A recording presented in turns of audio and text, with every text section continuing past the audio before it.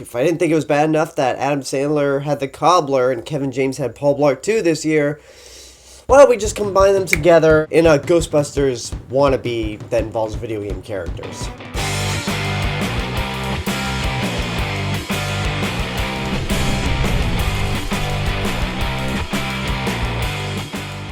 Pixels is based on the short of the same name from 2010 that involves video games from the 80s, like Donkey Kong, Pac-Man, Galaga, Invaders, coming out and destroying the world. In this movie, a bunch of records of high scores from video game championships in 1982 is sent up into space to show the aliens that, hey, we're a bunch of fun-loving people, if you guys exist out there.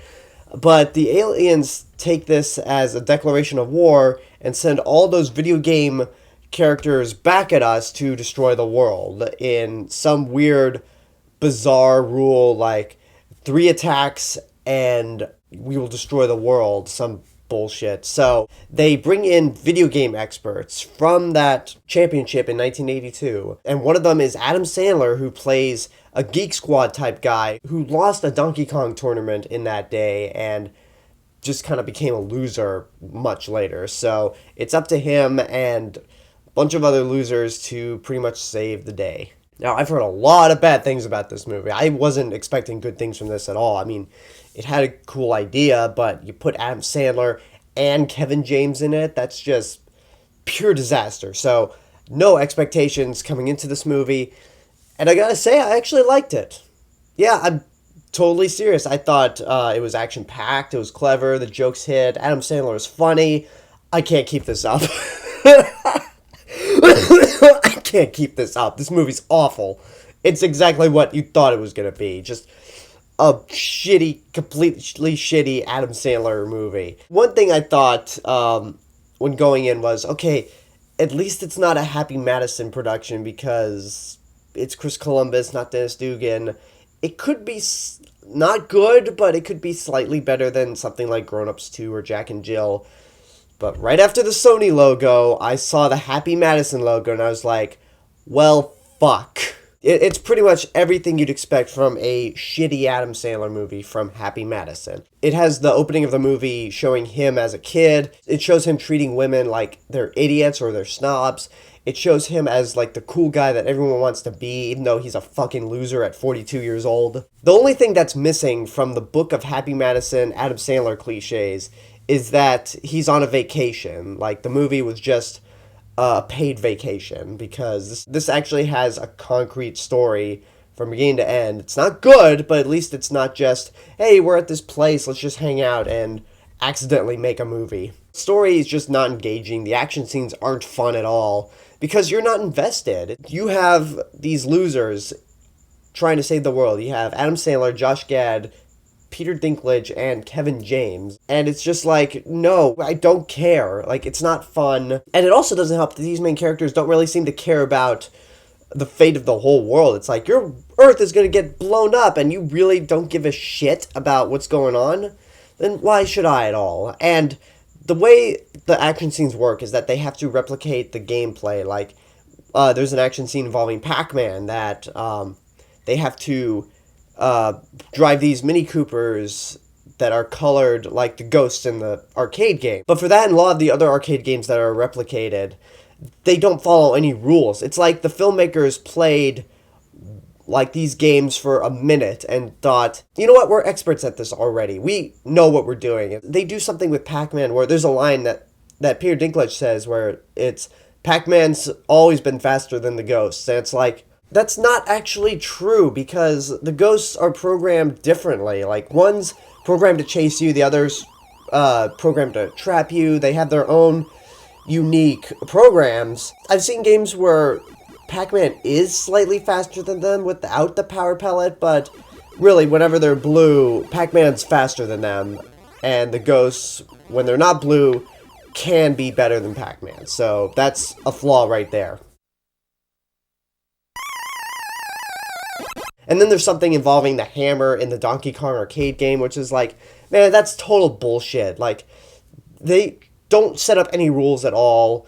It's just, fuck it, we'll just do whatever we want to do, even if it doesn't make any sense, and even if it breaks the laws of these games that we're trying to make homages to. And if this movie had been some better hands, someone who actually understands geek culture, like a Joss Whedon or Edgar Wright, then this movie really could have been something. Like, even if Joss Whedon or Edgar Wright were the writers, this really could have been something. But instead, they thought, you know what?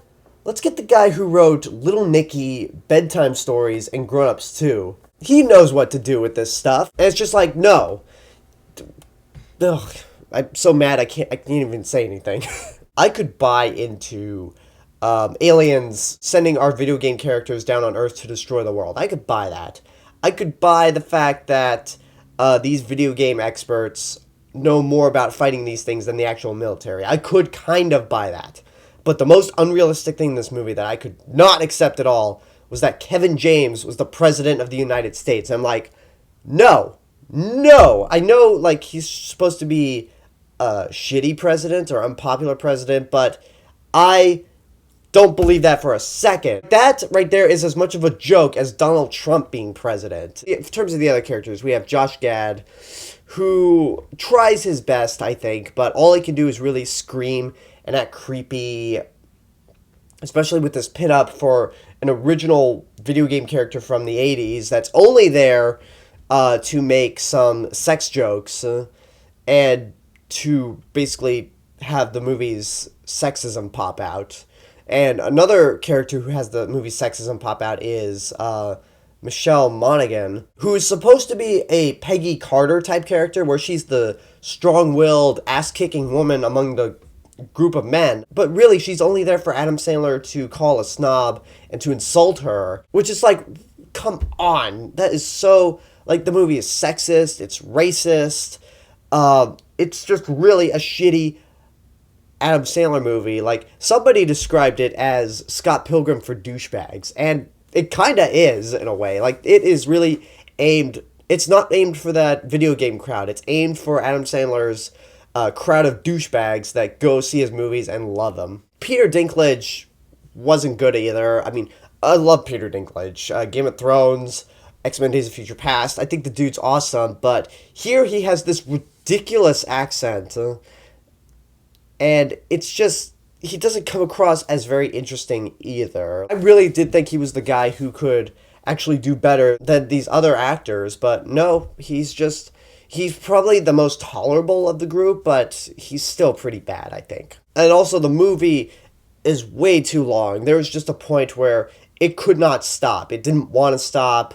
It kept introducing these bullshit ideas just to make the movie keep going or to have other consequences, even if it doesn't make any sense at all. And I'm trying to think if there's any positive thing I can say. And the only thing I can say that's good, and this is me stretching, is that I like all the authentic sound effects they get for all these video games, like Duck Hunt, Donkey Kong, Pac-Man, Galaga, Centipede. Like, those were really authentic, but again, that's me reaching. So I'll close with this. For those people who said that this probably was going to be something, I really wish I could have been there, but the second you see Adam Sandler and Kevin James in it, you know it's not going to be any good. You knew it was going to be god-awful. And the director, Chris Columbus, hasn't made a good movie since Harry Potter and the Chamber of Secrets. That was the weakest of the series, I thought.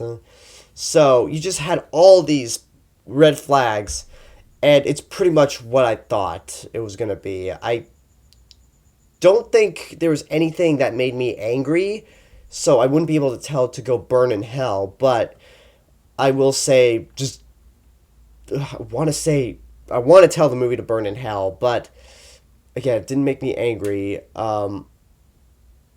Okay, if there's any reason, okay, I'm going to tell this movie to burn in hell. I did think about that as the camera was rolling, and the reason is, you had this great idea, something like Ghostbusters that could have worked, but you had Adam Sandler, you had Happy Madison behind it, you had all these unfunny jokes, whether it's just unfunny, sexist, or racist, just wasted potential that I just gotta tell Pixels to burn in hell. This really is one of the worst movies I've seen this year. Is it worse than The Cobbler? I need some time to think about that, but This is pretty bad.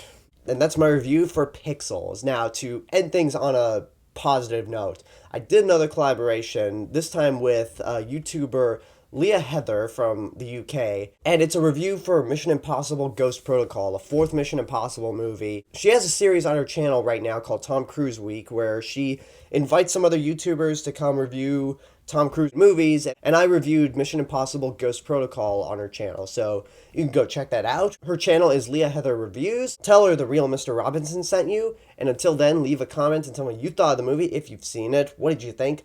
Like, subscribe, share it with your friends, and this is the real Mr. Robinson telling you there is only one.